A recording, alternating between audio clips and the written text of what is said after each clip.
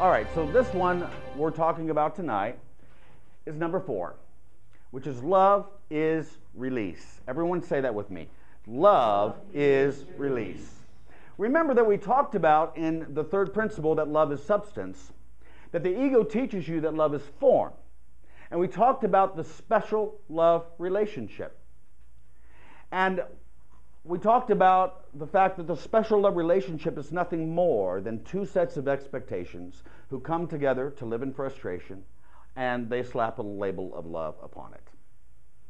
So in the special love relationship, in which form is heavily emphasized, and a person seeks for another completion within themselves, obviously that's not going to work, because that's not why people are in our lives. They're not in our lives to complete us. They're not in our lives to make us happy. They may be in our lives to complement our happiness, to complement our peace, to complement our love, but they are not there to provide these things for us. All right, so when the special love relationship begins to fail and crumble under its own weight, what happens? It turns into a special hate relationship. This is why the ego's emphasis is always upon the fact that what is important in the relationship is not love, but it's now gotten into a phase of punishment. That I'm going to punish you for what you did not bring me. I came into this relationship so you could provide for me a sense of completion, but you only provided me a sense of being separate even more deeply. Has anybody had this experience before? Yes. Okay. All right. So,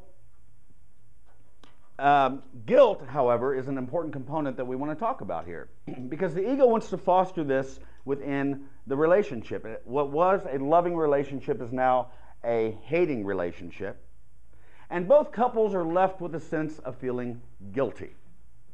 Now, this is important to the ego-based and fear-based relationship, because those who feel guilty will inevitably create a scenario in which they punish themselves and other people. So punishment always follows guilt. This is why guilt is a completely unproductive emotion. Furthermore, the fear-based relationship is the premier model that the ego uses to punish its victims, to bring the relationship to this point where both parties in the relationship actually hate each other. Is everyone following with me? Yes. All right. Now, of course, with everything that the ego holds out and fear holds out, the Holy Spirit and love holds out a better choice. You know, they say that love is a mystery. And may I submit to you that love is the most crystal clear thing in the world. It is fear that blinds. It's fear that blinds. And the Course presents a dynamic in this world that comes closest to the love of God. And that dynamic is forgiveness. And this is why the fourth principle that we're talking about this evening is love is release. Love is release. We remember Jesus once said to us, "To be ye perfect, even as I am perfect."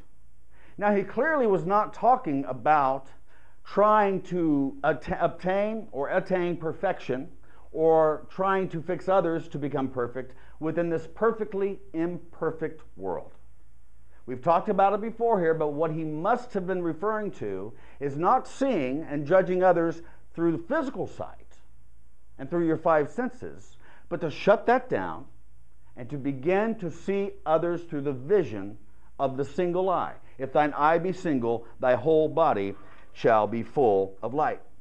So we're not out here to change other people. We're not out here to change other things. We're out here to change our mind about other people and to change our mind about other things. I'm reminded by a statement in the Course, I'll paraphrase it, that says that enlightenment is not a change at all. It is a recognition of the perfection that lives within your brothers and sisters. Does this make sense? So we are not putting up a yardstick of time and space against ourselves or against other people and asking them to be something that they are not.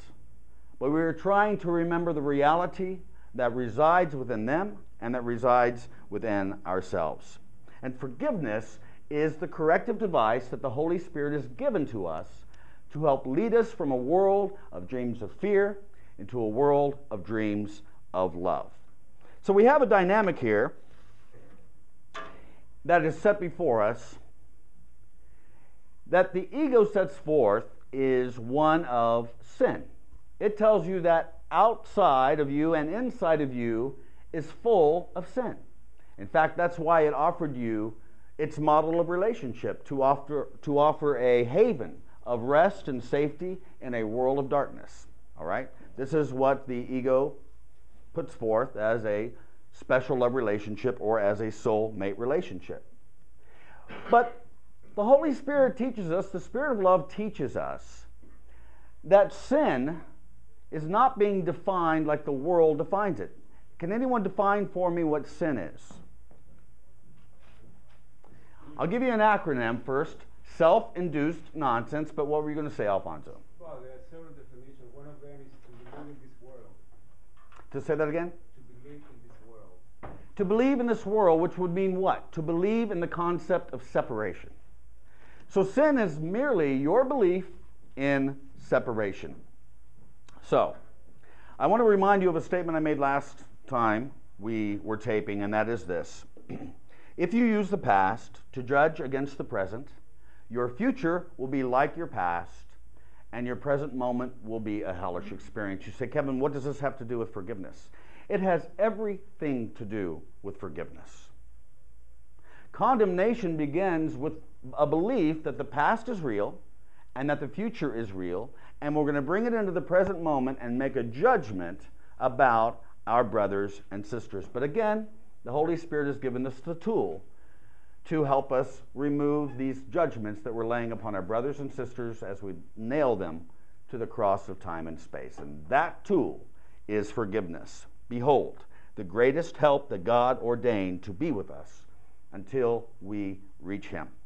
So I want to go through a little bit about what forgiveness is.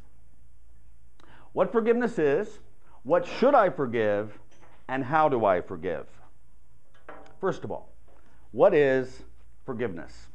Before I can really tell you this, I need to tell you what forgiveness is not. All forms of false forgiveness have but one goal, and that is this. If you're taking notes, write this down. To separate and to make what God created one different. Let me repeat that. To separate and to make what God created equal and one different. So let me explain for you how this works. Let me explain to you the first law of chaos, which is this. Does anybody remember, by the way, what the first law of chaos is? Yeah. What I think is better than you. Yeah, but it begins with a statement that really premises that, and that is this, that the truth is different for everybody. This is the ego's first thought that brings you into an experience of hell. That the truth is different for everybody. And not only that, but that my truth is better than your truth. Hello? You all still with me? Say yes. Yes. All right. So everyone needs to come to a fundamental understanding of what the first law of chaos is before you can really understand what forgiveness is. All right. So forgiveness then is not making error or sin real first and then forgiving it. It's not saying you did something wrong, but I think I'll forgive you anyway. All right. It is not an act of benevolence that we extend to another. I'm better than you, and I'm forgiving you because I'm superior to you. I'm more moral than you, and therefore you deserve my forgiveness. Forgiveness is not joining with another in the belief in separation or the belief in sin. Well, you've all heard the saying, we are all sinners. And because we're all sinners, we might as well forgive each other because we're not going to get along in life unless we don't. Has anybody recognized and heard this before? And finally, forgiveness does not bargain. In other words, it does not barter. It does not say, I'll forgive you if you meet my needs. I will forgive you if you meet a certain set of conditions. So are we all clear as to what forgiveness is not? Yes. All right. So then what is forgiveness? What is forgiveness? Forgiveness is first of all, is the only way possible to be in the present moment. You say, Kevin, I'm having difficulty being in the now. I would submit to you that the reason for this is because you are not forgiving something or someone or some circumstance in your life. You keep going back to the past. You keep going back to situations and circumstances or people that offended you. And of course, your mind is being drawn back into the past. Why? Because you have not released the past fully. Okay, so then forgiveness is essentially a suspension of judgment. A time where you can say and admit to yourself that you really don't know what's going on. A moment, because the ego says that you do know. You do know what's in your own best interest, and then you come to find out what? How the hell did I get in this relationship, right? How the hell did I end up in this job? Why did I think that becoming supervisor or manager was going to be a good move? So forth. All right. It's a recognition that I don't know what's in my own best interest, but that there is a presence and a power and a love in me that does know. And so I will defer to that presence. I will defer to that power. Each and every week we come together, we say this in meditation, that we step back and we allow the light and the love and the presence of God within us to step forward. Why? Because we don't want to be leading this pack. We want to resign as our own teachers. Why? Because we were poorly taught, and our lives should be pretty evident about the fact that we were poorly taught, and that we do not know what is in our own best interest. Now, also, forgiveness is moving always from the relative world to the absolute realm, the realm of reality. Can anybody tell me why? Why is the process of forgiveness always moving you from the relative world of time and space to the world of eternity? Okay, I'll tell you. Yes. Because I think as long as you have your ego in the middle, you're not going to be able to forgive anybody. Right. As long as you're tethering yourself and identifying yourself with that voice of fear, it's always going to be pointing you to this world and the sins of this world and the sins of yourself.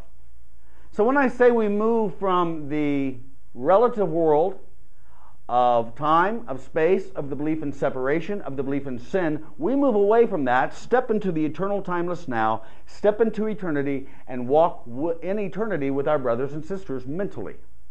You're walking moment by moment, step by step with your brothers and sisters.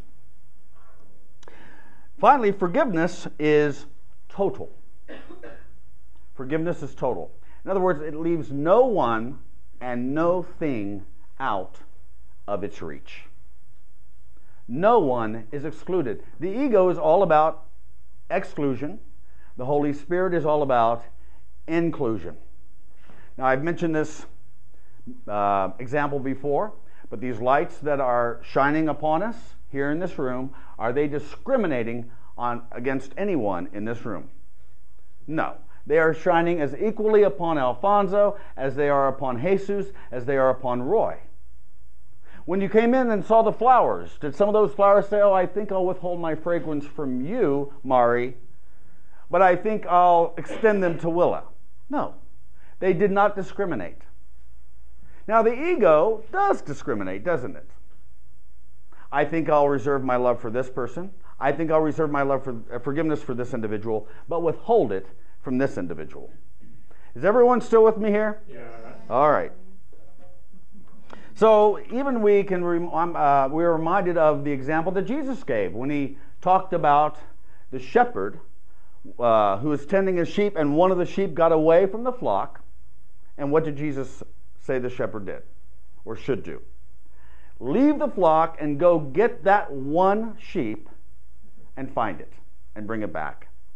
So the process of forgiveness is the same thing. We leave no one and nothing out from its touch, from its gentle blessing, and from the blessing of heaven upon the world.